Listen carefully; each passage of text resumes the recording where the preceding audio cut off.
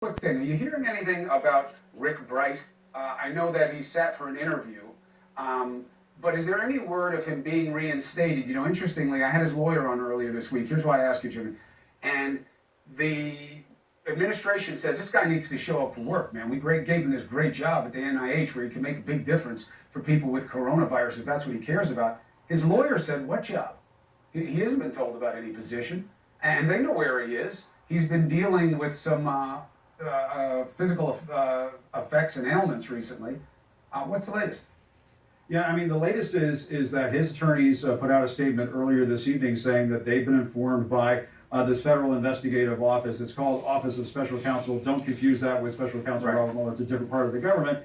And what they are preliminarily saying at this point is that there are grounds to believe that he was retaliated against in violation of whistleblower protection inside the federal government, that he was trying to warn the public of what was going on inside the administration, that there were things going on that shouldn't be happening when it comes to responding to the coronavirus, and that he was retaliated against. Now, he was brought up during one of our photo opportunities with the president earlier today. The president wrote him off as this disgruntled attorney, but he was on CBS earlier this evening saying he's not a disgruntled employee, and that, as a matter of fact, it is hurting the response to the coronavirus pandemic by him not having him in that position. Here's more of what he had to say.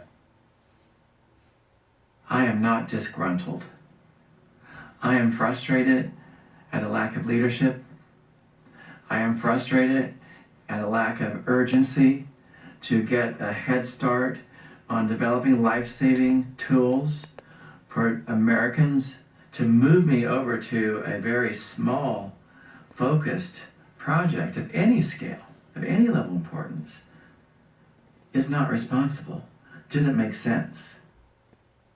And what Dr. Bright, he raises a good question, and that is, why would you pull the top vaccine expert in the federal government out of the mix in the middle of a pandemic? He says it's because he was being retaliated against for essentially questioning the president's embrace of hydroxychloroquine, which, as we know, has sort of gone by the wayside, and so on. This fight is not over yet, Chris, and I suspect this is just one of the early rounds in this battle. Well, look, Rick Bright is not the first guy that we've seen have an unseemly exit from the Trump administration for going against the word of the leader on high. Jim Acosta.